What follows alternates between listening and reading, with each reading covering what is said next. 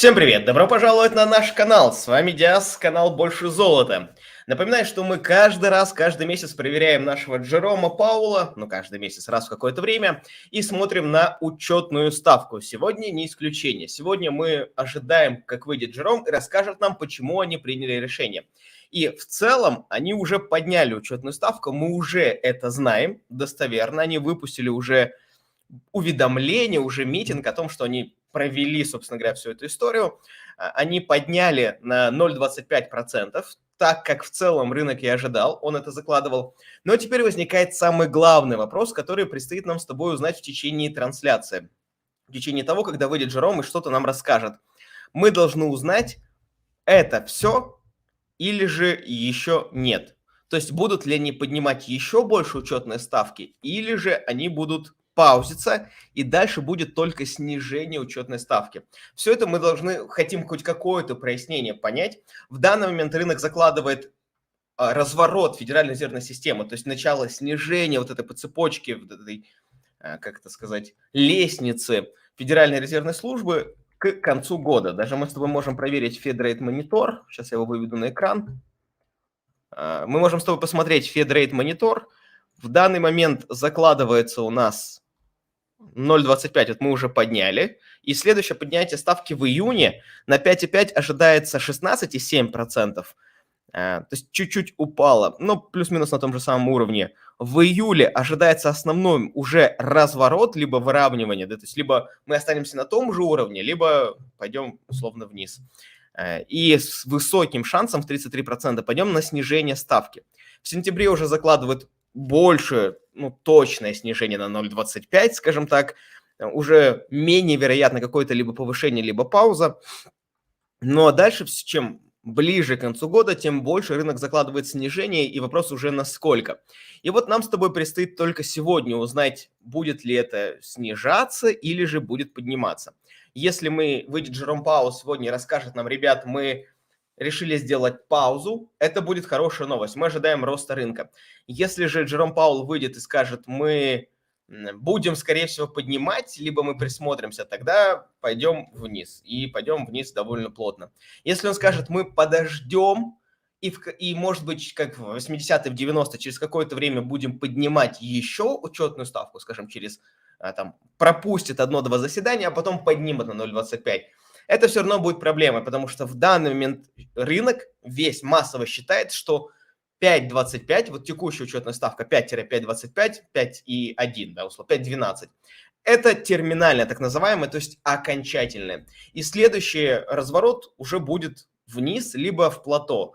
Любая информация о повышении учетной ставки – падение рынка.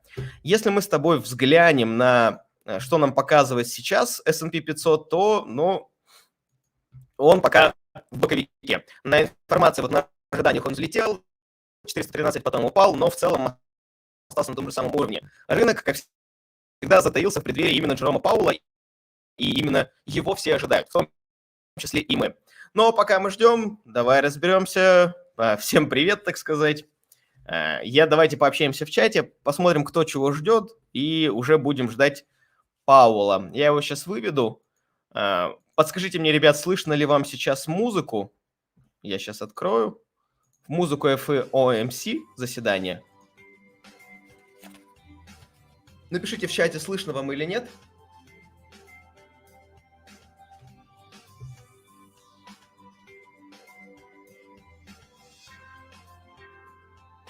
Когда график показывал, звук репел. К сожалению, это проблема по звуку, связанная с StreamYard'ом, которым я пользуюсь. Наверное, буду переходить на какую-то новую историю. Посмотрим. Музыку слышно, отлично. Люди пишут, что в чате слышно. Тогда подождем, пока выйдет Джером. У нас еще есть время. Терминал сразу звук канала и нет забивает. Да, это, скорее всего, связано именно с тем, что я переключаюсь в разных окнах. И каждый раз, когда я выводил на трансляциях с Мирославом, с Романом, я выводил какую-либо информацию, какой-либо график, либо где есть сокеты, У меня почему-то сразу StreamYard вырубался, к сожалению. Для него сокеты, нагрузка большая. Не знаю почему. Надо переходить с программного на софтину. Це тільки почалась трансляція чи вже закінчення? Тільки почали, і нам ще 10 хвилин чекати Джерома Пауэлла, поки він вийде. Пока что давайте прочитаем, что нам писали ребята, я имею в виду FOMC заседание, да, в своем стейтменте. Они нам говорят, что экономика все еще в хорошем, условно, силах, рабочий прирост довольно сильный, в общем, экономика сильная, unemployment, безработица все еще маленькая, инфляция все еще большая. В целом, со вчера ничего не поменялось. Банковская США система сильная и устойчивая. Тут я сомневаюсь, потому что поглощение FRC, оно все-таки дало о себе знать, как бы это ни было, это не самая лучшая история. Committee Six Achieve Maximum Employment, они продолжают фокусироваться на своих условиях, но ухудшаются кредитные возможности бизнеса брать кредиты дешевые. Будучи в Украине, для нас это какой-то новый шок, потому что мы в целом редко когда брали какие-либо кредиты. Но в США довольно принято малым бизнесом быть на уровне. Комиссия приняла решение поднять учетную ставку. Вот мы говорим на 0,25% до 5,25%, то есть 5-5,25%. Считается, что терминальная ставка, что эта ставка, часто еще говорят 5,13, либо 5,12. Ну, как посередине. Они считают, что дополнительные... Короче говоря, они говорят, что мы, скорее всего, мы оставляем за собой право поднять учетную ставку, чтобы вернуться к инфляции в 2%. То есть они не говорят нам сейчас, что это конец. Они говорят, мы продолжим поднимать учетную ставку. Напоминаю, что они еще и выносят банды, MBS, Treasury Securities, и это еще добавляет этой ставке веса. В реальности мы получили сейчас где-то 6%, с учетом ужесточения кредита, где-то сейчас учетная ставка где-то эквивалентна 7%, но они вот говорят, что они продолжат и хотят довести до 2%. То есть в данный момент учетная ставка по учебнику она должна быть больше инфляции. Сейчас она уже сильно больше инфляции. Напоминаю, она была 5,6, а с учетом всего происходящего мы смотрим где-то в 7. И при этом они говорят, оставляют за собой условия поднять эту самую учетную ставку. Они будут следить экономический outlook, то есть какие данные будут выходить, CPI, PCI, PCE. А вот эти все цифры, что мы смотрим каждый месяц, они, скорее всего, будут нам тоже ждать и сообщать. Ну, такой стейтмент. На самом деле ни о чем. Они просто сообщили, что вот мы подняли на учетную ставку. Но ничего нового в этом стейтменте мы с тобой не узнали, никакого просветления. Как думаете, будет ли снижаться S&P 500 в следующем полугодии или боковик ожидаем? В зависимости от того, когда ФРС начнет смягчать политику. Пока непонятно. Когда деньги снова начнут дешеветь, тогда все это поменяет свою історію. Як думаєте, ви відреагує фондовий ринок під час майбутньої рецесії США? Ну, впаде, звісно. Якщо в нас є рецесія, якщо бізнес не може отримувати гроші, прибутки, то, звісно, все буде впадати. Тут вообще очень многое зависит на самом деле. Вот от какой истории. ФРС, если они будут поднимать учетную ставку, они могут по принципу домино повалить не только банковский сектор, но и другие сектора. И в тот момент, когда они начнут разворачиваться, вот этот момент будет очень важный. Почему? Потому что если они будут разворачиваться, когда экономика уже побитый зверь, уже сломала себе все, и она стоит, то мы увидим падение доходов, падение цифр, рецессия, и будет условно поздно. Если экономика будет в каком-то более адекватном состоянии, то, можно сказать, они справились со своей работой на 5, и тогда рынок просто полетит до новых хаев. Вот от этого зависит, какой будет тренд. Боковик – это в случае, если им удастся не обломать полностью экономику, но и не выйти в наилучшей точке. Какие негативные сейчас факторы на криптовалютном рынке? Отсутствие регуляции, прессование Binance, отсутствие внятных законов по ценным бумагам, ужесточение монетарной политики у всех центробанков. А по поводу, ну, в плюсы играет банки, честно говоря. Дивиденды, стоимость акций в целом может падать.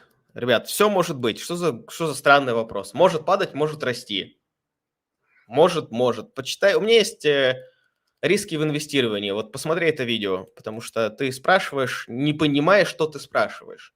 Ты спрашиваешь так, будто бы есть какая-то точная информация, пойдет ли какая-то акция вверх, либо пойдет ли какая-то акция вниз. И всегда есть сценарий, что твоя любая акция пойдет вверх, либо какая акция пойдет вниз.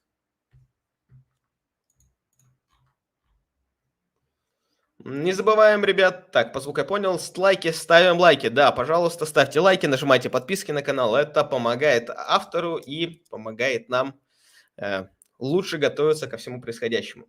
Мне кажется, ответ Джерома даст резонанс в скачке акции. Вот только куда вверх или вниз, думаю, если скажет, сколько нужно будет повышать, столько и будем. Краткосрочно понизить цену акции на неделю. Так, а если скажем да, то, ну да, условно да. Кто получил бан, все равно заходим, ставим лайк. Да. У нас все честно. Если вы получили заслуженный бан, вас предупреждали, вы получили, то вы его реально получите.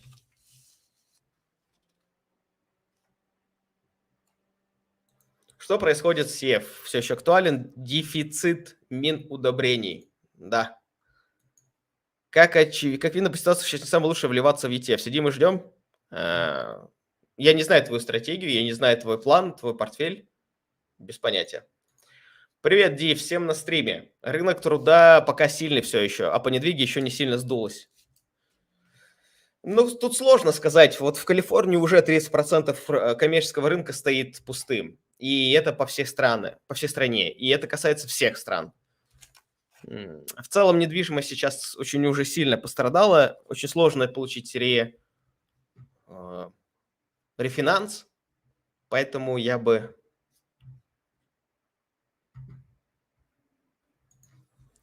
Поки чекаємо. Питання по циклу. Чи немає такого вращення, що всі цикли ринку і не тільки ринку починають пришвидшуватись? Тобто раніше корекції глибокі були раз на 10 років, зараз вже раз на 8.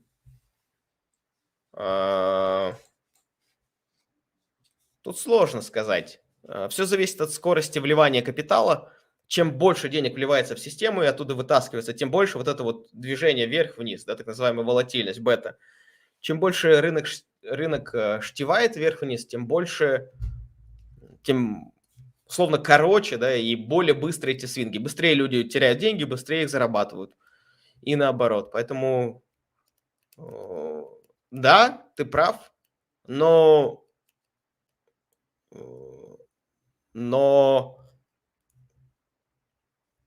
если мы увидим вытаскивание ликвидности, что сейчас происходит, переоценку всех продуктов, всех компаний, циклы снова замедлятся. Это просто из-за того, что мы попали на 3 форс-мажора подряд, а складывается такое ощущение. А если мы еще добавим 8-й год, от которого не все банки до сих пор отправились, то это так себе история. Как цены на недвигу в Европе? Цены падают? Нет. Ну, смотря в какой Европе. Европе рознь.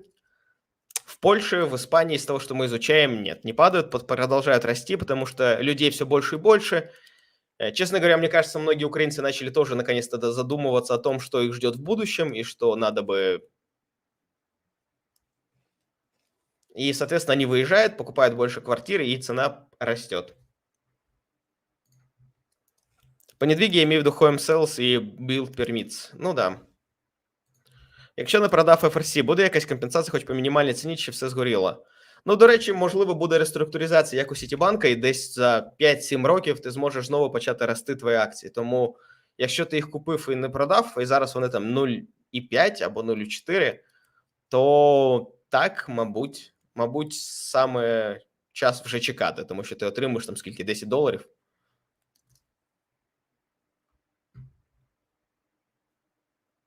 За переоцінку на метрики не думав. Дякую, да. Читав оцінку JP Morgan, що S&P 500 може впасти до кінця літа на рівень 3200, але все ще не розумію, чому. Ти чув про це? Так, якщо вони продовжать підвищувати ставки, то буде закривати все більше бізнесів, гроші будуть все дорожче. Так, ребят, починаємо. Все, погнали.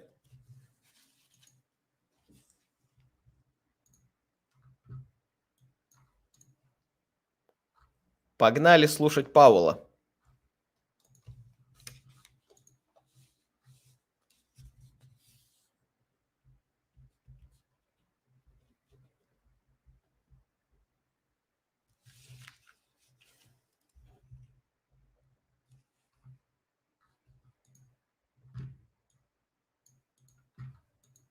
Сейчас он уже должен выйти и начать нам... О, все, идет.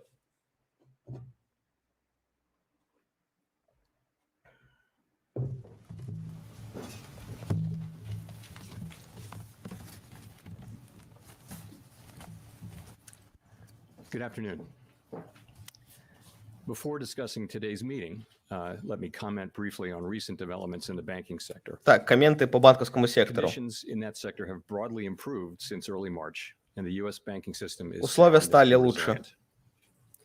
We will continue to monitor conditions in the sector. We're Они все committed еще to learning the смотрят, right lessons from this чтобы episode, все and we'll росло. work to prevent events like these from happening again. Короче, они держат руку на As a пульсе. first step in that process, last week we released Vice Chair for Supervision Barr's review of the Federal Reserve's supervision and regulation of Silicon Valley Bank. The Silicon Valley review's Bank. findings underscore the need to address our rules and supervisory practices to make for a stronger and more resilient banking system, and I'm confident that we will do so. Хотят улучшить ситуацию на From the рынке perspective of monetary банковском. policy, our focus remains squarely on our dual mandate to promote maximum Так, employment монетарка. and stable prices for the American people. Employment My и colleagues and I 2%. understand the hardship that high inflation is causing, and we remain strongly committed to bringing inflation back down to our 2% goal. Все то же самое, что он с чего начинает уже долгое Price время. stability is the responsibility of the Federal Reserve. Without price stability, the economy does not work for anyone. In particular, without price stability, we will not achieve a sustained period of strong labor market conditions that benefit all. Без цен не Today, будет the сильного рынка. FOMC raised its policy interest rate by a quarter percentage point. Since early last year, we've raised interest rates by a total of 5 percentage points in order to attain a stance of monetary policy that is sufficiently restrictive to return inflation to 2% over time. We are also continuing to reduce our securities holdings. Продолжает Looking набирать. ahead, we'll take a data-dependent approach in determining the extent to which additional policy firming may be appropriate. Вот это интересно. Он говорит, что I will по have дате more они to say могут about условно today's monetary policy поменять. actions after briefly reviewing economic developments. The U.S. economy slowed significantly last year, with real GDP rising at a below-trend pace of 0.9%. The pace of economic growth in the first quarter of this year continued to be modest at 1.1%, despite a pickup in consumer spending. Activity in the housing sector Это он сейчас по цифрам remains weak, проходит по largely каждому reflecting сектору, higher mortgage rates. на что они опирались при принятии Higher решений. interest rates and slower Ипотека и output так далее. growth also appear to be weighing on business fixed investment. The labor market remains very tight. Over the first 3 months of the year, job gains averaged 345,000 jobs per month.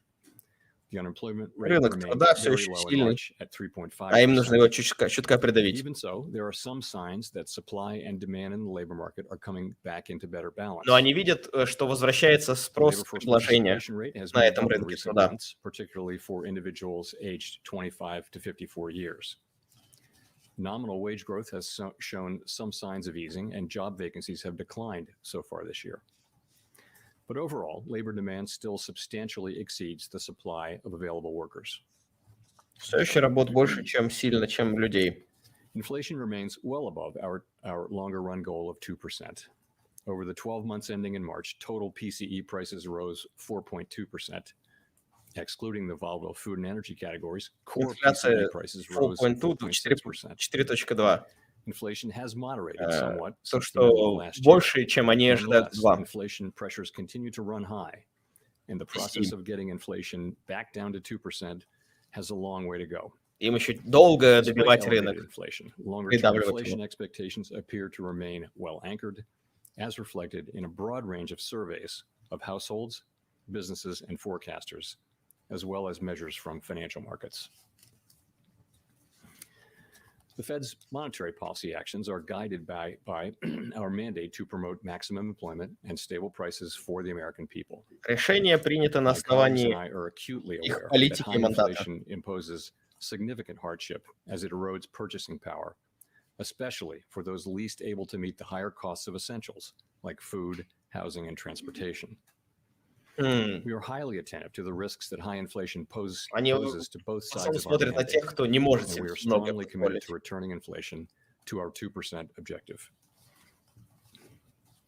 At today's meeting, the committee raised the target range for the federal funds rate by a 0.25 percentage point, bringing the target range to 5 to 5.25%. And we're continuing the process of significantly reducing our securities holdings. Ну, то, что он говорит, подняли With today's action, 0,25 и we have raised продолжают. interest rates by 5 percentage points in a little more than a year. We are seeing the effects of our policy tightening on demand in the most interest rate sensitive sectors of the economy. Он только что сказал, что они будут particularly паузу housing and держать, что ли? It will take time, however, for the full effects of monetary До restraint года. to be realized, especially on inflation. Но In год addition, это the много. economy is likely to face further headwinds from tighter credit conditions. Credit conditions had already been tightening over the past year or so in response to our policy actions and a softer economic outlook. But the strains that emerged in the banking sector in early March appear to be resulting in even tighter credit conditions for households and businesses. In turn, these tighter Кредитование credit conditions are ужесточается. likely to weigh on economic activity, hiring, and inflation. The extent of these effects remains uncertain.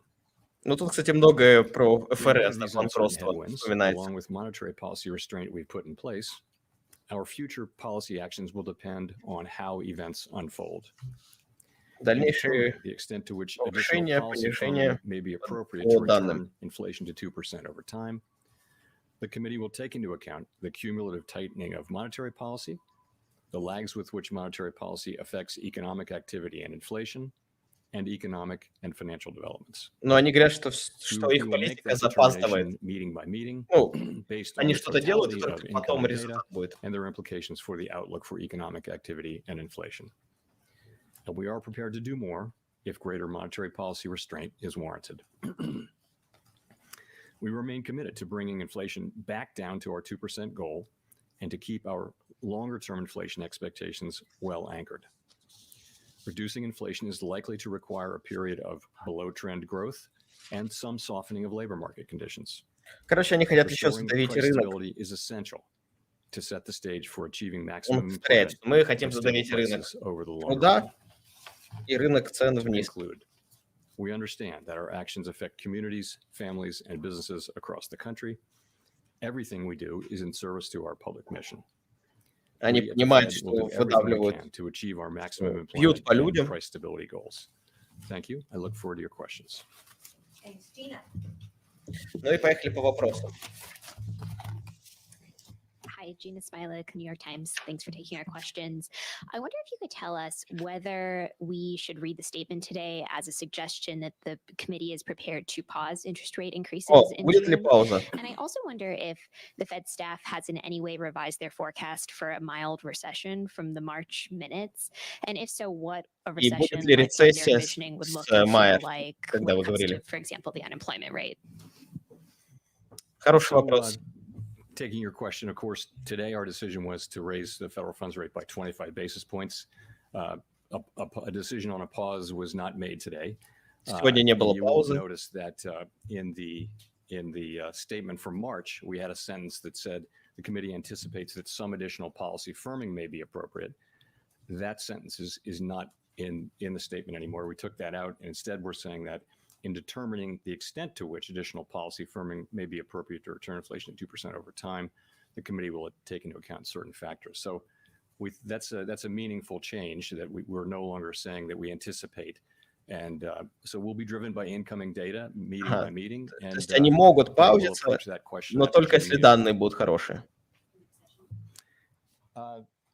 So the staff's forecast is so let me start by saying that that's not my own most likely case, which is really that the economy will continue to grow at a modest rate this year. Рецессия, он говорит, вряд ли. Его ощущение, что будет расти. Его прогноз, что экономика будет расти. Но медленно. And we think this is a healthy thing, that the staff is writing down what they really think. They're not especially influenced by what the governors think, and vice versa. The governors are not taking what the staff says and just writing that down. So it's actually good that the staff and individual participants can have different perspectives. So broadly, the forecast was for a mild recession, and by that I would characterize as one in which the rise in unemployment is smaller than has been typical in modern era recessions. I wouldn't want to characterize the staff's forecast for this meeting. We'll leave that to the minutes, but broadly similar. В минутах мы увидим больше информации. Thank you, Chair Powell, Rachel Siegel from the Washington Post. Thanks for taking our questions. I'm wondering if you can talk about the account of possible effects of a debt limit standoff. You've said repeatedly that the ceiling must be raised. Господи. Do you see any economics effects of even getting close to a default? And what type of Debt situation limit would в that look США. like? Да поднимут они еще. So I wouldn't want to speculate specifically, but I will say this. These are fiscal policy matters for Мол, это starters, and фискальная политика, это they're не for к нам. Congress and the administration, for the elected parts of the government to deal with, and Как он говорил, not my job. consigned to them. From our standpoint, I would just say this: it's essential that the debt ceiling be raised in a timely way, so that the U.S. government can pay all of its bills when they're due. Он уверен, что все будет, Failure to do that как would be всегда, unprecedented. хорошо, поднимут и все. We'd be in uncharted territory, and the consequences to the U.S. economy would be highly uncertain and could be quite. Что если не сделают, будет плохо. I'll just leave it there. We don't give advice to either side. We just would point out that it's very important that this be done. And the other point I'll make about that, though, is that no one should assume that the Fed can protect the economy from the potential, short and long-term effects of a failure to pay our bills on time. Фед не сможет защитить, It would be so uncertain. если они не It's just as заплатят. important that we never get to a place where we're actually talking about Если or even США having упадет в a дефолт. situation where the U.S. government's not paying its bills. And just to follow up, was discussion around the uncertainty of a possible standoff, did that affect today's monetary policy decision at all? I wouldn't say that it did. It was, of course, it's something that came up. We И talked a это не lot about повлияло risks, решение to на. the outlook, and that come up. A number of people did raise that as Не a risk. повлияло I wouldn't say на it их was решение. important in today's monetary policy decision yet. Ну, вообще, а как оно могло? Oh, thank you. Yeah, Mike. Steve Leisman, CNBC. Can you tell us what the Federal Reserve Board did in the wake of that February presentation where you were informed that Silicon Valley Bank and other banks were experiencing interest rate risks? And can you tell me what supervisory actions you've done in the wake of the recent bank failures to make sure that banks are currently appropriately managing interest rate risk? Ага, что ФРС делает, чтобы убедиться, что текущие банки в норме? This separation principle that monetary policy and supervision can be handled with different tools? Thank you. Sure. So the February 14th presentation, I didn't remember it very well, but now, of course, I've gone back and looked at it very carefully. I did remember it. And what it was a general presentation. It was an informational briefing of the whole board, the entire board. I think all members were there. And it was about interest rate risk in the banks and lots of data. And there was one page on Silicon Valley Bank, which talked about, the amount of losses mark-to-market losses they had in their portfolio. There was То есть nothing судьи у них были даже that прям I в recall бумаге anyway, рекомендаций, about в the бумаге в risk их of a bank стейтменте. run. So it was, I think the takeaway was they were going away to do an assessment, a horizontal assessment of banks. It wasn't it wasn't presented as an urgent or alarming situation. It was presented as an informational, non-decisional kind of a thing. And I thought it was a good presentation. And as I said, did remember it. In terms of what we're doing, of course, I think banks themselves are many banks are now are attending to liquidity and taking opportunity now, really since the events of early Банки March кредитуются to grow ФРС liquidity. в окне их. And you asked about the separation principle. Like so many things, it's very useful,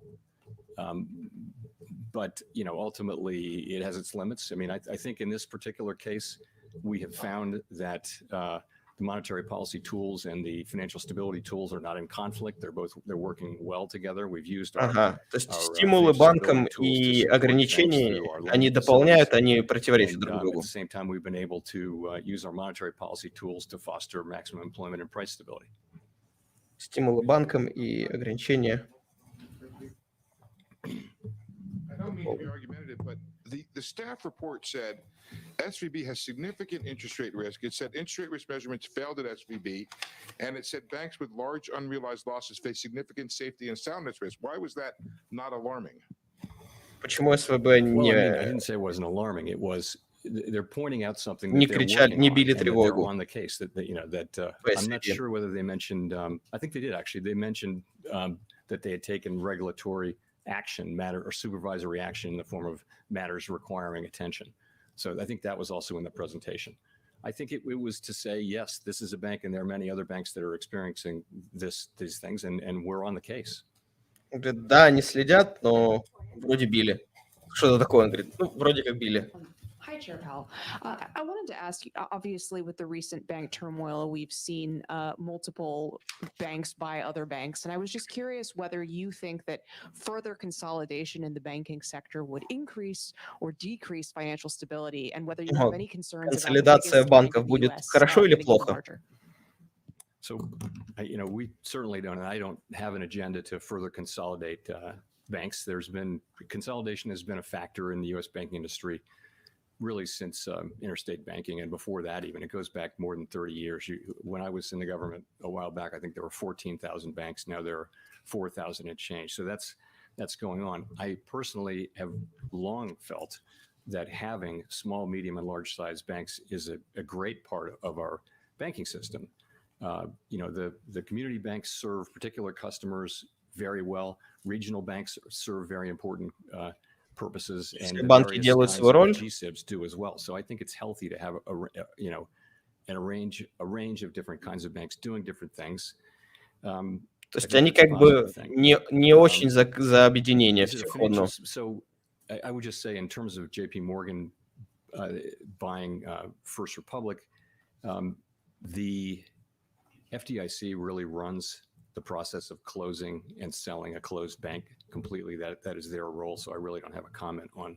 Говорит, это that к process. FDIC. As you know, there's an FDIC exception to the deposit cap for a failing bank. So it was legitimate. And I рулят think the FDIC, I believe, is bound by law to этим take the bid that is the least cost bid. поглощением. So I would assume that's what they did. So do you have any concerns about the fact that they're getting larger in general?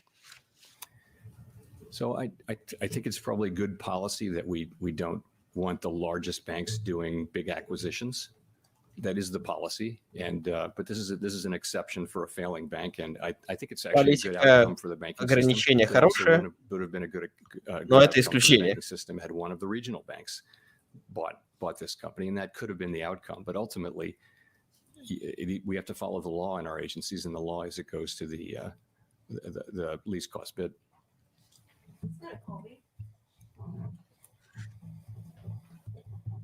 Thank you, Colby Smith with the Financial Times. At the March meeting, you mentioned that a tightening of credit conditions from the recent bank stress could be equal to one or more rate increases.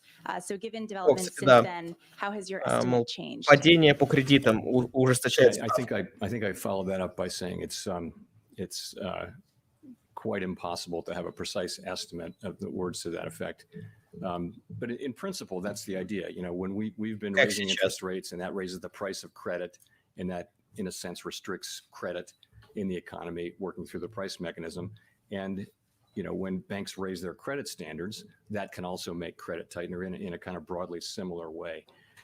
It isn't possible to make a kind of clean translation between one and the other, although firms are trying that, and we're trying it. But ultimately, we have to be honest and humble about our ability Да, to make a так и precise работает, assessment. все So it does честно. complicate the task Но of точно achieving, размер a этого sufficiently ставки restrictive они не stance. могут сказать. But I think conceptually, though, we think that interest rates, in principle, we won't have to raise rates quite as high as we would have had this not happened. The extent of that is so hard to predict because we don't know how persistent these effects will be. We don't know how large they'll be and how long they'll take to be transmitted. But that's what we'll Он be говорит, в watching. целом, да, но он точно не знает, насколько и как долго это будет работать. About the scope for the committee to pause rate increases perhaps as early as next month, even if the data remains strong, then if it's having some kind of substitute effect. Будет ли пауза, если дата выйдет? This is just something that we have to factor in as we want to find ourselves. So I guess I would say it this way. The assessment of the extent to which additional policy firming may be appropriate is going to be an ongoing one, meeting by meeting, and we're going to be looking at the factors that I mentioned. Он говорит, я сейчас не могу сказать, надо ждать заседания. The obvious factors. That's the way we're going to be thinking about it. That's really all we can do. As I say, it does complicate. We have, a broad understanding of monetary policy. Credit tightening is a different thing. There's a lot of literature on that, but translating it into rate hikes is uncertain. Let's say it adds even further uncertainty. Nonetheless, we'll be able to see what's happening with credit conditions, what's happening with lending. There's a lot of data on that, and we'll factor that into our decision making. Короче, да. Говорит, будем смотреть, пока не знаю. Thank you. So noting that the statement dropped the reference to sufficiently restrictive, I was wondering, given your baseline outlook, whether you feel this current rate of 5 to 5.25% is in fact sufficiently restrictive. So that's going to be an ongoing assessment. We're going to need 12%. data to accumulate. on Норм that. для вас или нет? Not an assessment that we've made. That would mean we think we've reached that point, and I just think it's not possible to say that with confidence now. Говорит, пока что нельзя сказать точно. Nonetheless, you will know that the summary of economic projections from the March meeting showed that at that point in time that the median participant thought that this was the appropriate level of the. Но в марте ожидали, что это конец. We don't know that. We'll revisit that at the June meeting, and that's we're just going to have to. Before we really declare that, I think Но точно скажем в июне. Data accumulating. Мне кажется, этот рынок будет трактовать, да, это пауза. And make that, as I mentioned, it's an ongoing assessment. A follow-up on credit. Could you give us a sense of what the SLUS survey indicated? It was already, I think 45% of banks were tightening credit as of the last survey. What did this one show, and how did that weigh into your deliberations? So we're going to release the results of the SLUS on May 8th in line with our usual time frame. And I would just say that the SLUS is broadly consistent when you see it with how we and others have been thinking about the situation and what we're seeing from other sources. You will have seen the Beige Book and listened to the various earnings calls that indicate that mid-sized banks some of them have been tightening their lending standards. Banking data will show that lending has continued to grow, but the pace has been slowing really since the second half of last year. Кредиты растут, но не так быстро. Nick Timmerow, the Wall Street Journal. Chair Powell, the argument around the end of last year and the beginning of this year to slow down the pace of increases was to give yourself time to study the effects of those moves. After the bank failures in March, as you've discussed, the Fed staff projected a recession starting будете later ли вы this year. думать, So my question is чтобы why отследить? it was necessary to raise interest rates today, or put differently, Зачем? if the whole point of slowing down the pace Зачем было was to поднимать see the сегодня? effects of your moves, and now you've, for the last two meetings, been seeing the effects of those moves. Why Чтобы подождать do you feel результата. it's necessary to keep moving? Well, the reason Чем- is that we, Хороший вопрос. again, with our monetary policy, we're trying to reach and then stay at for an extended period, a level of policy stance that's sufficiently restrictive to bring inflation down to 2% over time. And, that's what we're trying to do with our tool. I think slowing down was the right move. I think it's Это enabled us но- to see more data. and Он we'll ничего нам не continue to говорит do на so. самом деле сейчас. Он такой So, тянет время и думает, we really, we have to balance. We always have to balance the risk of not doing enough and not getting inflation under они control балансируют риск against не the сделать risk of достаточно. maybe slowing down economic activity too much. And we thought that this rate hike, along with the meaningful change in in our policy statement was the right way to balance that. And just to follow up, what you said in response to Howard's question, you'll need data to accumulate to determine if this is a sufficiently restrictive stance. Does that data need to accumulate, or could it accumulate over a longer period than a 6-week intermeeting cycle? Какой период нужно для Yeah, I данных? mean, as I mentioned, I would just say that this assessment will be an ongoing one. You can't with economic data. You can't. You've seen take inflation from it. Look back. We've seen inflation come down, move back up. За 2 or 6 3 недель times since нормально? March of 2021. We've seen inflation have a few months of coming down and then come right back up. So I think you're going to want to see that. That a few months of data will persuade you that you've got this right, kind of thing. Ага. And we have the luxury. We've raised 500 basis points. I think that policy is tight. I think real rates are probably, you can calculate them many different ways, but one way is to look at the nominal rate and then subtract a reasonable estimate of let's say 1-year inflation, which might be 3%. So you've got 2% real rates. That's meaningfully above what most people Ого, would он говорит, would считает, assess что 2% as, сверху. the neutral rate. So policy is tight, and you see that in interest-sensitive activities. Они and you целятся also в begin to see 3% it в more год. and more Ого, он in прям выдал нам. activities. And if you put the credit tightening on top of that and the QT that's ongoing, I Плюс think you feel like плюс кредиты. we may not be far off, or possibly even. Он говорит, half. мы очень близко. Ху-ху! К концу. Thank you very much, Chair Powell. Великолепный With вопрос. Fox Woohoo! Business. So if the Federal Reserve gets down to the 3% Вы дождались. inflation, as the projections show at the end of this year or close to it, would it be okay for you for a prolonged period of 3% inflation and hoping for some outside event to move down to 2% target? I think we're always going to have 2% as our target. Видите We're ли, always going целится to в be 3%. focusing on getting there. Would you be okay with a prolonged 3%? You know what? It's let me just say that's not what we're looking for. We're looking for inflation going down to 2%. Нет, они в over 2 time. целятся. I mean, that's not a question that's in front of us, and it would depend on so many other things. But ultimately, we're not looking to get to 3% and then drop our tools. We have Это очень хорошая информация, он выдал в прошлом We вопросе. think it's going to take some time. We don't think it'll be a smooth process. And I think Это потребует времени, это не будет легко. How does the other side of the mandate, the job side, once you get to 3%, going from 3 to 2, how does the other side of the mandate balance? I think they will both matter equally at that point. Right now, you have a labor market that's still extraordinarily tight. You still got 1.6 job openings, even with the lower job openings number, for every unemployed person. We do see some evidence of softening in labor market conditions, but overall, you're near a 50-year low in unemployment. Wages, you all will have seen the wage number from late last week, and it's То же самое, что они целятся в рабочий рынок труда, для них важно price stability, рынок труда и так далее. Consistent with 2% inflation over time. So we do see some softening. We see new labor supply coming in. These are very positive developments, but the labor market is very, very strong. Whereas inflation is running high, well above our goal. And right now we need to be focusing on bringing inflation down. Fortunately, we've been able to do that so far without unemployment going up. Hi, Chair Powell, Matthew Boso with Bloomberg News. So many analysts noted at the time of the March FOMC meeting that at least half of Fed officials' projections did imply or baseline forecasts as well, given the strong first quarter GDP tracking estimates.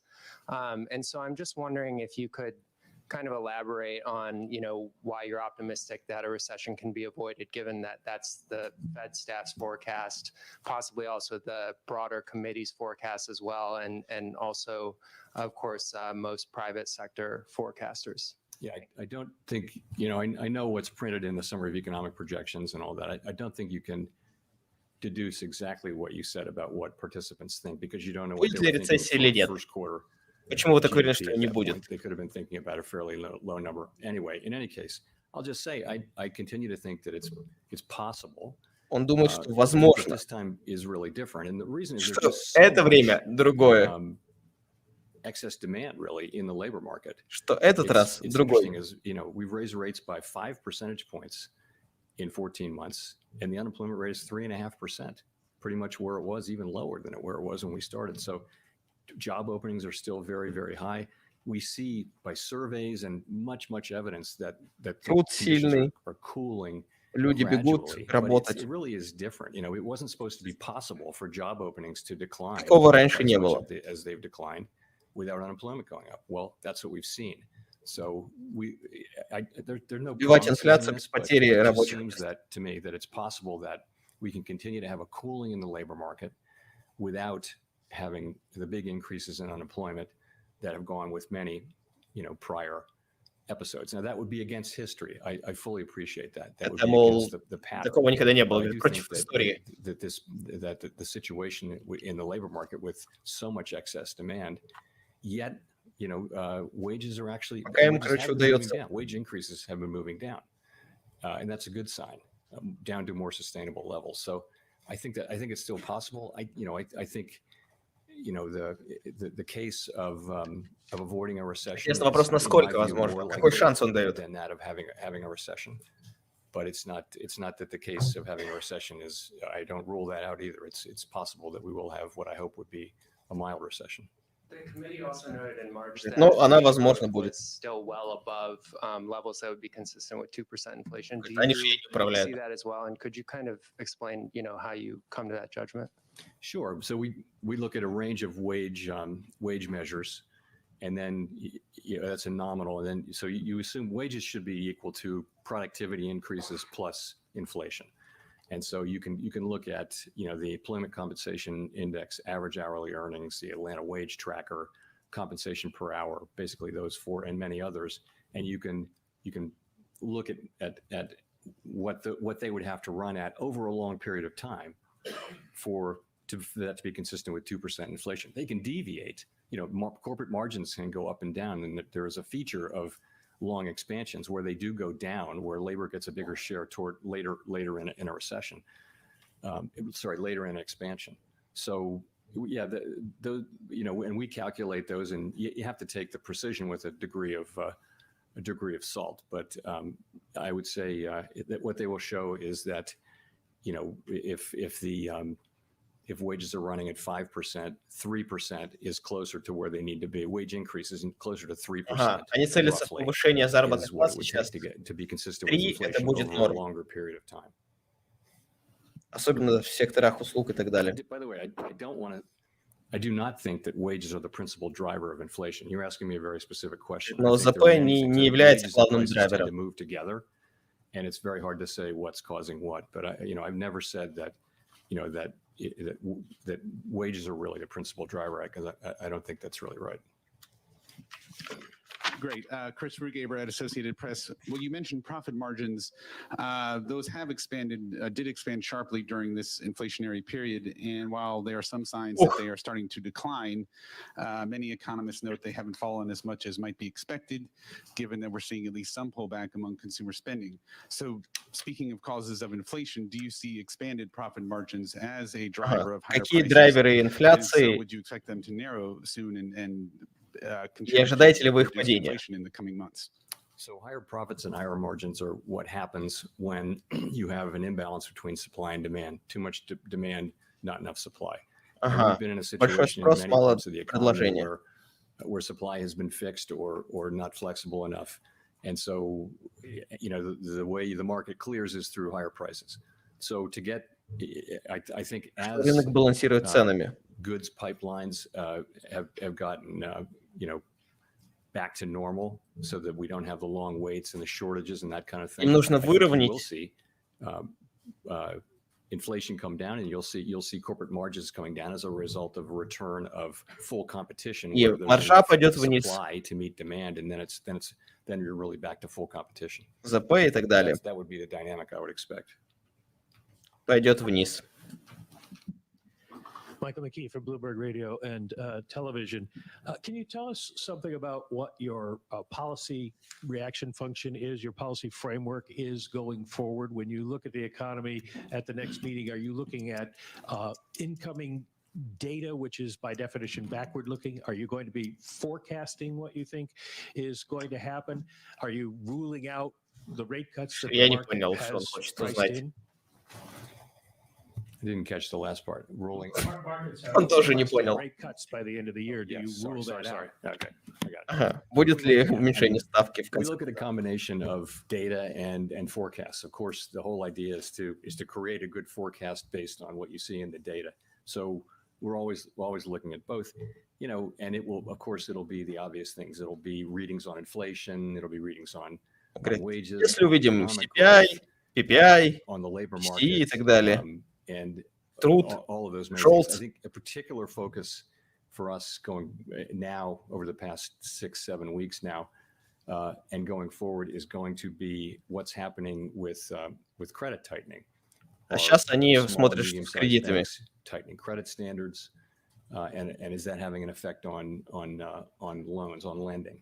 And you know, so we can begin to assess how that fits in with monetary policy. И они That's смотрят, the как important. падение I кредитов just повлияло на we're их looking политику, at everything. как оно там It's- вписывается. Again, I would just point out we've raised rates by 5 percentage points. We are shrinking the balance sheet, and now we have credit conditions tightening, not just in the normal way, but perhaps a little bit more due to what's happened. And we have to factor all of that in and make our assessment of of whether our policy stance is sufficiently restrictive. And we have to do that in a world where policy works with long and variable lags. So this is challenging, but you know we will make our best assessment, and that's. И они сделают лучшее, что могут. The idea of rate cuts. Yeah. So we on the committee have a view that inflation is going to come down, not so quickly, but it'll take some time. And in that world, if that forecast is broadly right, Инфляция it будет would not падать be appropriate медленнее. and to cut rates, and we won't cut rates. If you have a different forecast, then you know markets have been from time to time pricing in quite rapid reductions. Они in поддержат и inflation. не будут снижать ставки в ближайшее время. We'd factor that in, but that's not our forecast. And of course, the history of the last 2 years has been very much that inflation moves down, particularly now. If you Не look в их at прогнозе. non-housing services, it really hasn't moved much, and it's quite stable. And so we think we'll have to demand will have to weaken Не a little так bit, and labor market conditions may have to soften a bit хорошо. more to begin to see progress there. And again, in that world, it wouldn't be appropriate for us to cut rates. Если этот сценарий реализовывается, то и они точно не будут. Courtney Brown from Axios. I'm curious how you view the role of the overnight reverse repo facility in the context of the current banking stress. Do you think it's contributing to the stress by making it more attractive for money market funds to compete with banks for deposits? And did the committee discuss any changes to the structure of the facility? Конкурент ли репо in the future? депозитам? Sure. So we looked at that very carefully, as you would Кредитам, imagine. вернее. And, it's really not contributing. We don't think now. It hasn't actually been growing. It moved up, it moved down, and then moved back up to where it was. Он говорит, What сейчас happened in the им не особо дают деньги. Оно when there were упало, а big потом deposit выровнялось. flows, which by the way have really stabilized now. What happened was institutional Не, investors выросло, а took потом their упало. uninsured deposits and put them in government money market funds, which bought paper from the Federal Home Loan Banks and things like that.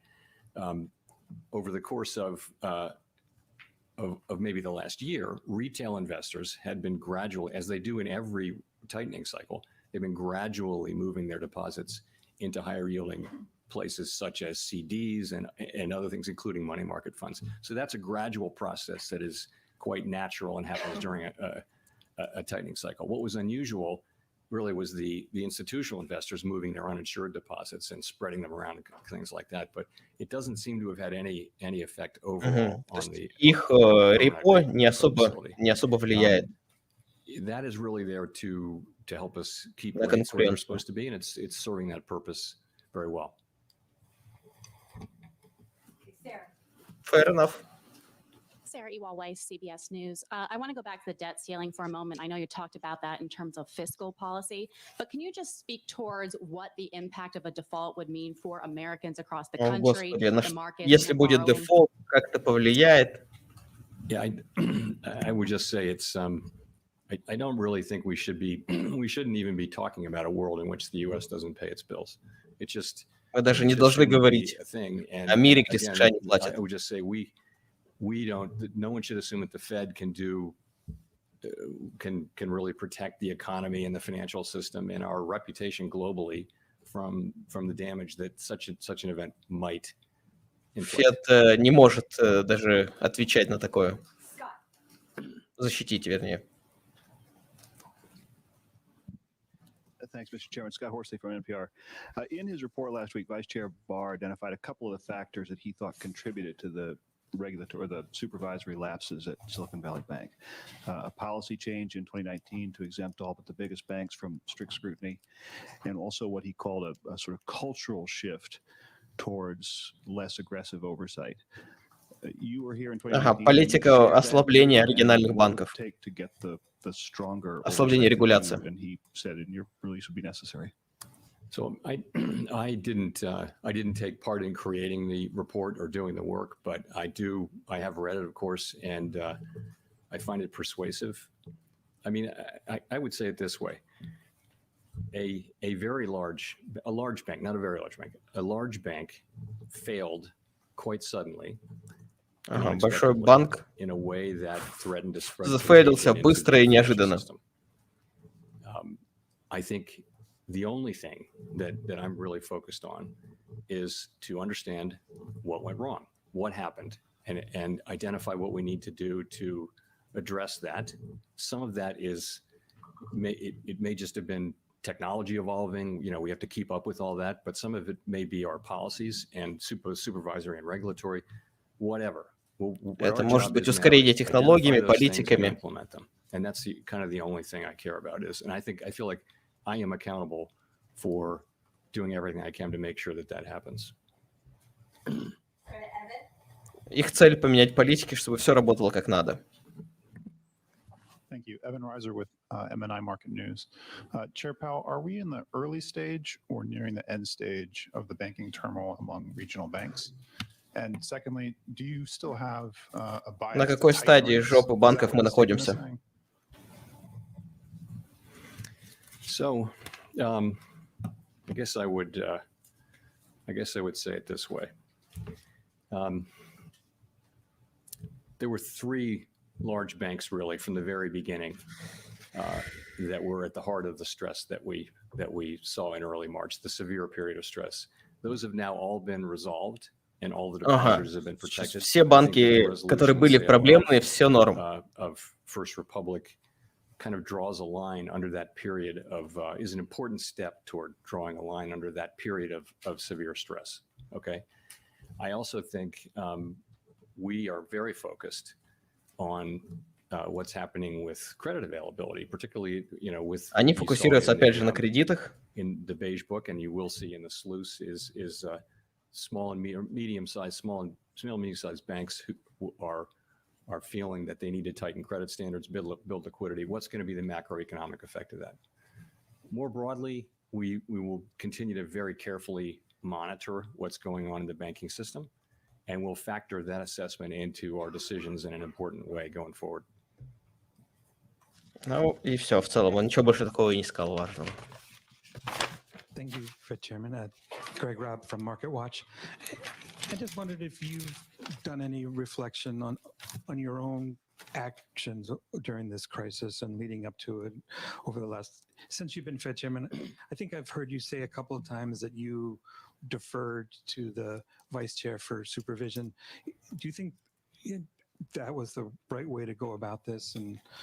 Все ли вы хорошо сделали? Sure. So let me say, first of all, I've been chair of the board for 5+ years now, and I fully recognize that we made mistakes. I think we've learned some new things as well. Он говорит, да, мы делали ошибки. And as I mentioned, I thought the report was unflinching and appropriately so. I welcome it, and I agree with and will support those recommendations. And I do feel that I'm personally accountable to do what I can to foster measures that will. Лично он тоже ответственен за то, что он делает. On the Vice Chair for supervision, the place to start is the statutory role, which is quite unusual. The Vice Chair, it says, shall deploy policy recommendations develop policy recommendations for the board regarding supervision and regulation of depository institution companies, and shall oversee the supervision and regulation of such firms. So this is Congress establishing a 4-year term for someone else on the board, not the chair, as vice chair for supervision, who really gets Новая to set the политика, agenda for в supervision смысле and новая. regulation for the board of governors. Congress wanted that Короче, person есть другой to чувак, be другая political позиция в их accountability for developing that тусовке, agenda. So the way it и он говорит, works, the что way it не has worked in они его practice for me контролируют. is I've had a good working relationship. I give my counsel, my input privately, and that's, I offer that, and I have good conversations, and I try to contribute constructively. I respect the authority that Congress has deferred on that person, including working with Vice Chair Barr and his predecessor. And I think that's the way it's supposed to work, and that's appropriate. I believe that's what the law requires. Ну, так, мол, и должно работать по закону. But it isn't, I wouldn't say it's a matter of complete deference. It's more, I have a role in presenting my views and discussing, having an intelligent discussion about what's going on and why. And that's my input. But ultimately, that person does get to set the agenda and gets to take things to the board of governors. And really, in supervision, has sole authority over supervision. Мол, мы делаем каждый свою работу. Just wondered if you had any regrets, or was there anything that, decisions that maybe you regret now in light of what's happened? I've had a few. Хотели, есть ли у вас сожаления по политикам? Things differently, but honestly, you don't get to do that. Again, my focus is on control the control. Принятым One of my политикам. great mentors used to always say, control the controllable. What we control now is make a fair assessment, learn the right lessons, figure out what the fixes are, and implement them. Ну да, I think that Vice Chair Barr's report is. но сейчас важно фокусироваться на том, что они могут контролировать. Хорошее правило.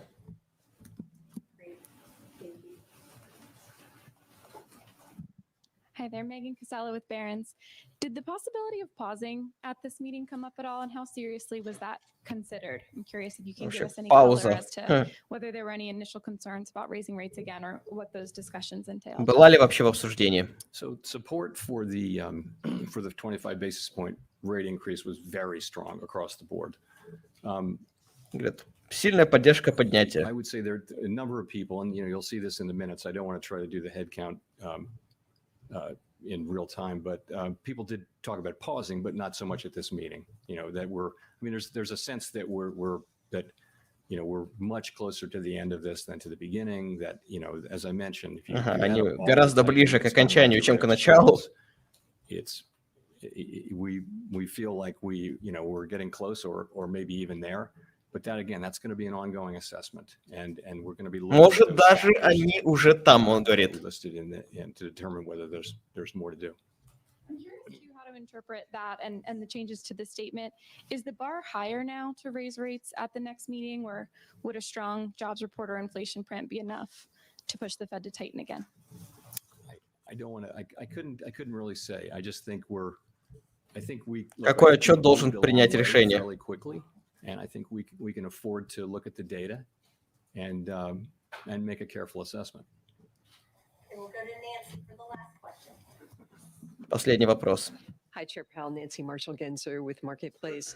You mentioned a few times about the lessons you learned from the banking crisis, that you would learn the right lessons.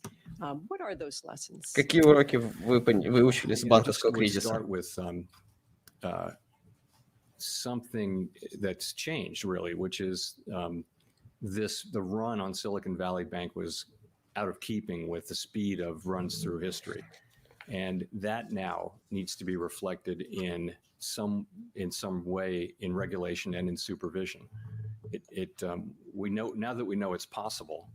I think no one thought that was possible. No one had. I'm not aware of anybody thinking that this could happen quite so quickly. So I think that. That will play through. Быстрое развитие событий. Для него это новость. Really take the lead in designing the ways to address that. But I think that's one thing. I guess I would just say that then that we're going to revisit. It's pretty clear to me anyway, it's clear that we need to strengthen both supervision and regulations for banks of this size. And I'm thinking that we're on track to do that as well. Can you be any more specific on stress testing or looking at banks that have specific concentrations? Там стресс-тест, риск-менеджмент. That's what Vice Chair Barr's role really is, and he'll take the lead on that. Okay, thank you. Thank Он you. такой, не моя работа. Другой чувак за это отвечает. Ух.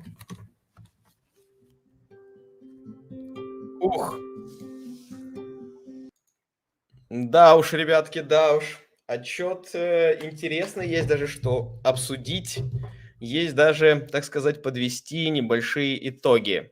Ну, давайте сразу их и подведем.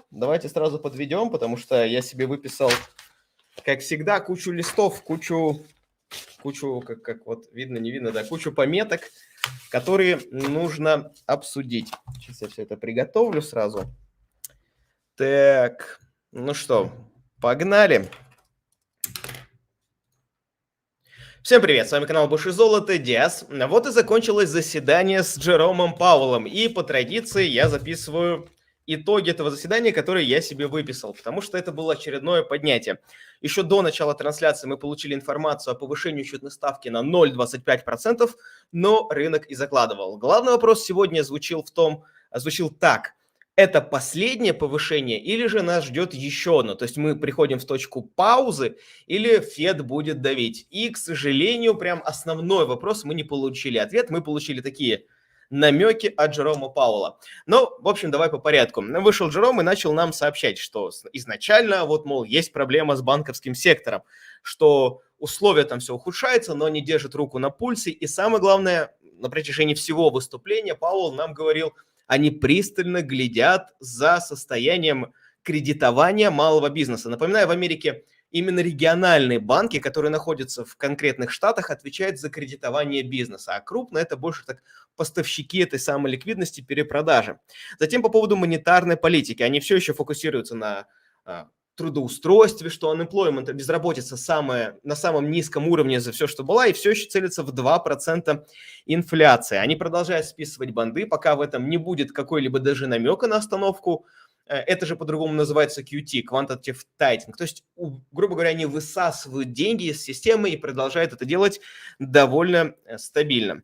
Рынок труда все еще сильный, работы больше, чем людей, а инфляцию ключевую, которую они смотрят PCE, все еще большая, больше 4% при таргете в 2%. При этом очень интересно, что таргет в 2% может распространяться на CPI-инфляцию, на потребительскую. То есть, что мы с тобой платим, условно покупая в магазине какие-либо продукты. Но они используют в том числе и PCE. Для них это другой индекс. Опять же, мы смотрим регулярно по обзорам.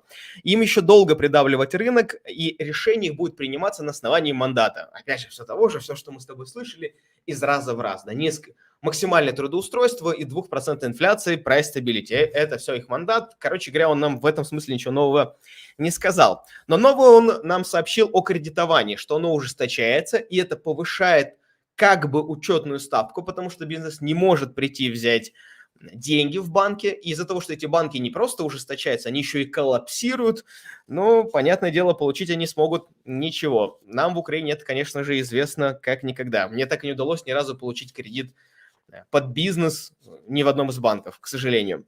Дальнейшее повышение, уменьшение будут основываться на данных, которые будут выходить. Следующее заседание будет в июне, в середине, соответственно, они увидят майские CPI данные по инфляции и увидят июньские. Они успеют их посмотреть 10 числа. Поэтому это будет достаточно много. Рынок труда и цен они хотят задавить вниз, и они понимают, что бьют по людям, но как бы сказали, извините, сделать мы ничего не можем. После этого пошли вопросы. Вопросы были очень сочные. В одном из них я аж прям воскликнул, такой, ого, ничего себе. Он прям выдал порцию новостей. Ну, первый вопрос звучал так. Будет ли пауза? Когда будет повышение? Это самый главный вопрос, за которым все сегодня пришли. И будет ли рецессия?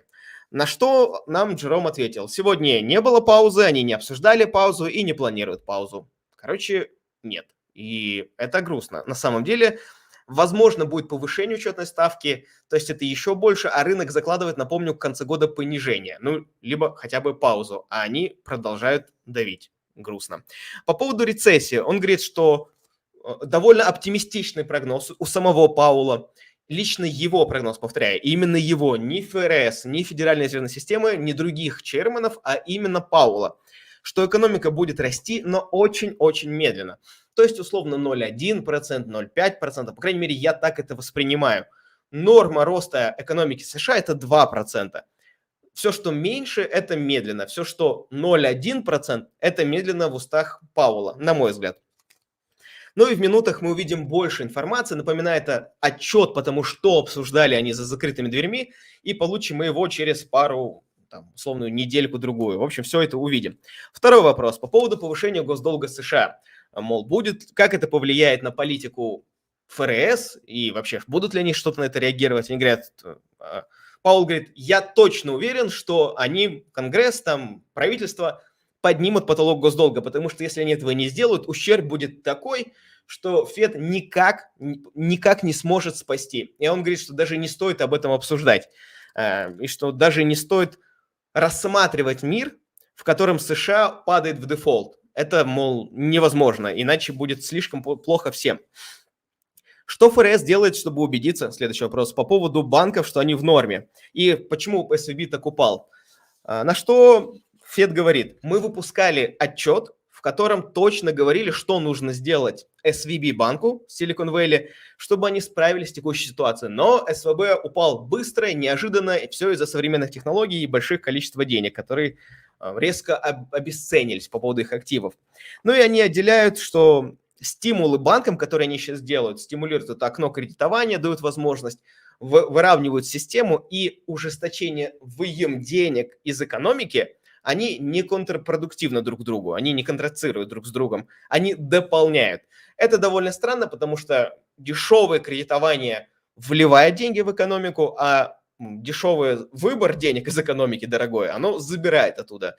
Поэтому я не уверен, что сам согласен с этим, но я не представляю, как бы Пауэлл сказал по-другому, потому что все-таки нужно признать, а что бы он нам сказал? Что это ошибка? Ну, вряд ли. По поводу консолидации банков. Мы видим, как JPM выкупает FRC, мол, что ФРС поменяли политику, запрещено крупным банкам укрупняться. На что Пауэлл ответил, это исключение. Мол, у нас политика работает хорошо, есть ограничения, но конкретно выкуп JPM и FRC – это, мол, норм. Но вообще всем заведует FDIC, это их местный фонд гарантирования вкладов физических лиц. Мол, идите к ним, нас не трогайте, мы за это не отвечаем. Тут с ним сложно не согласиться. Падение кредитов ужесточает ставку. Следующий вопрос, мол, что вы видите в этом вопросе, будет ли пауза? Более того, как работает этот весь механизм ваш по поводу ставки и кредитования? На что Пауэлл ответил, пауза не будет, даже если выйдет дата плохой, потому что он не может это прямо сейчас сказать. Возможно, будет, возможно, нет. Дальше он ответил более точно, но в этом конкретном вопросе он, так сказать, попытался ухилиться. По поводу механизма ужесточения ставки за счет кредитов, он говорит, да, это правда, но размер, на который ужесточается ставка, это 0,5, 0,75, 1%. Пауэлл сейчас сказать не может. Он может только прикинуть, как говорится, палец к носу, только другими словами. И как долго эта ставка будет ужесточаться, и рынок потом выровняет кредитование, то же самое. Для нас с тобой это означает чуть больше проблем у бизнеса, потому что они не смогут привлекать деньги так массово, даже пусть дорогие. К сожалению, это будет им сложно. Следующий вопрос. 5-12%, то есть 5-5-25. Текущая, короче говоря, ставка. Это нормально для вас или вы продолжите нас бить? И ответ, пока мы не знаем, мы ожидаем данные. В марте мы думали, что это будет окончательная ставка. Возможно, это так и есть, но более точно мы скажем вам в июне после этих отчетов, которые они увидят.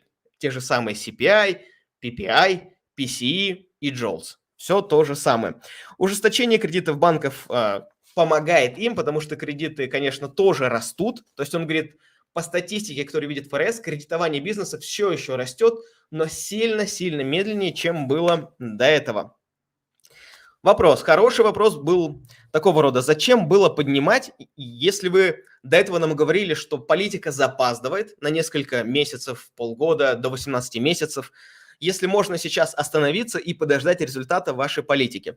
На что Пауэлл ответил, что цель повышения сейчас, а не пауза, это балансирование рисков сделать недостаточно. То есть они переживают, что инфляция пойдет наверх, будет гиперинфляция, и они не додавят рынок достаточно сильно, и людям нужно будет прям полностью сваливаться в Великую депрессию, как они это делали в 80-х. Ну и какой период нужен для данных, мол, что вы узнаете за следующие 6 недель? Он говорит, мы увидим, тут он дал прям самый сок. Он говорит, что в данный момент времени мы видим повышение ставки. Однако, реальную ставку, то есть их учетная ставка минус инфляция, Пауэлл оценивает в 2%. Это очень хорошие новости. Это означает, что, скорее всего, повышением в июне не будет. Будет, скорее всего, пауза, потому что, условно, они прогнозируют, что при текущих условиях до конца года, даже с текущей ставкой, инфляция упадет до 3%. С 5, с 4, которые мы имеем, до 3. И нужно будет чуть-чуть додавить до 2. Однако им даже не нужно будет повышать ставку, им нужно будет держать на этом уровне. Я лично расцениваю это как, скорее всего, паузу в июне. Но, опять же, это такая себе история. Потому что они еще добавляют quantitative tightening, то есть выдавливают деньги из оборота, плюс кредиты, которые бизнес не может получить. Короче говоря, это прям самый сок. 2% вот эта сверхставка, это то, что видит сейчас Пауэлл. Следующий вопрос. Фоллоуапом. Будете ли вы целиться в 3%? Вот вы нам только что сказали, что ваш годовой прогноз по инфляции 3%. И на это Пауэлл сказал, не-не-не, ребят, будем целиться в 2%, как вы все время это говорили, и инфляция вниз, рынок труда все еще ровный. Поэтому будем целиться в 2%, у нас есть время додавить, у нас есть возможность, и экономика США такая сильная, что, съедите все, не переживайте. Будет ли рецессия, а если не будет, то почему, и почему вообще не может быть? И тут Пауэлл сказал коронную фразу, что этот раз, ребята, другой. This time is different. Сколько раз мы с тобой слышали эту фразу, что этот раз он будет работать по-другому. Но Пауэлл говорит, что текущая ситуация идет против всей истории, с которой сталкивалась США. Рынок труда сильный, ребята есть на месте, и все работают. Такого раньше никогда не было. Им самое главное задавить повышение заработной платы. Чтобы оно упало, чтобы люди не повышали в год заработную плату больше, чем на 3%. В текущий момент, в зависимости от сектора, где-то у нас уже упало, даже есть снижение заработных плат, но самый жесткий сектор – это сектор услуг. Там рост, я напомню, был до 12%, по-моему, по отчету. Короче говоря, там большие проблемы, и это то, куда смотрит Пауэлл. Какие драйверы инфляции в данный момент времени? Ну, тут все просто. Большой спрос, мало предложения. Люди хотят много вещей, а производят мало вещей. Люди хотят много зарплаты, а получают мало. Нужно либо больше работников, как всегда, что есть у нас вообще в целом в экономике, либо больше работников, либо больше продуктивности, чтобы они работали лучше, либо дешевле энергоресурсы. Пока этого нет ничего. В скором времени заработает нафта, но это не про ФРС. Про ФРС они говорят, ждем, такие, как Джоуи. Ждем. 11-й вопрос был. Будет ли уменьшение ставки в конце года? На что Пауэлл говорит, мы смотрим за данными, те же самые отчеты приходят, CPI, PPI, JOLTS, и так далее. И они сейчас смотрят, что с кредитами, как вписывается невозможность бизнеса брать кредиты в текущих условиях. И они не понимают, что сделать они сейчас смогут, потому что им нужно проследить всю эту тенденцию, насколько ставка ужесточится. Инфляция, они ожидают, будет падать, но будет падать медленно. И если она будет продолжать снижаться, то со временем они будут снижать. Но не ожидают уменьшения учетной ставки до конца этого года. То есть, возможно, будет пауза. Пауза будет долгой, как минимум до конца 23-го, и только потом будет снижение. То есть, если это так, то следующий бычий рынок мы с тобой можем ожидать в феврале 24-го, условно, там где-нибудь там, весной 24-го. Это касается всех классов активов. Вопрос, конкурент ли репо кредитам? То есть зачем бизнесу давать деньги кому-то, вернее банкам давать кредиты бизнесу, если они могут дать ФРС? И считаете ли вы конкурентом вот за это самое денежное довольствие? И на что Пауэлл ответил, сейчас нет, потому что вначале был всплеск вот этого интереса к их сделкам репо, так называемым, по учетной ставке, а теперь падение, и все идет в норме, как и до цикла повышения. То есть больше денег им не дают. Поэтому они не считают это конкурентом, не переживайте. Будет ли дефолт в США? Вопрос такой, что Пауэлл ответит, ребят, давайте даже мы говорить об этом не будем. Потому что если вдруг США не заплатит, Фед, вообще все США и весь мир получит такой урон, что Фед не может не просто защитить, они даже не могут предсказать последствия этих самых политик. Вопрос. Политика ослабления регуляции региональных банков. Напоминаю, что почему упал СВБ. Всем региональным банкам разрешили не резервировать столько денег, сколько нужно на счету. Особенно с начала цикла повышения учетных ставок. Но они говорят, ребят, большой банк СВБ сфейлился так быстро из-за современных технологий, что мы не успели адаптировать наши политики. Это может быть технологии, может быть деньги, может быть неправильный менеджмент этого самого банка. Мы сказать не можем. Все, что можем сказать, что нам надо менять политики. Вот мы их меняем и адаптируем под текущую ситуацию. Довольно честно, и действительно банк сфейлился быстро. Мы, если ты помнишь, что это в неделю произошло, просто банкран произошел, и никто не успел даже влить бабок.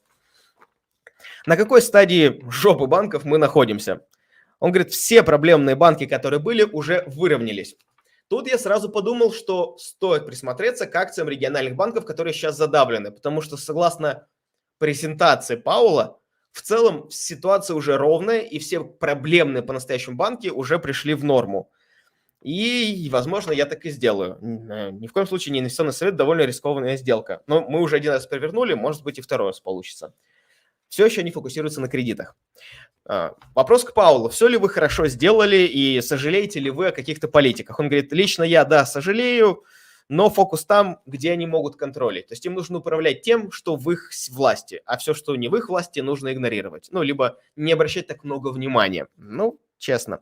А по поводу всех их политик, как ФРС, этим заведует Конгресс, он раздает там задачи, под разные должности управляет разными вещами, поэтому в целом за саму систему он говорит, все работает как надо, но да, где-то мы косячим, сорян, ну что мы можем, тоже люди. Ну, довольно честно.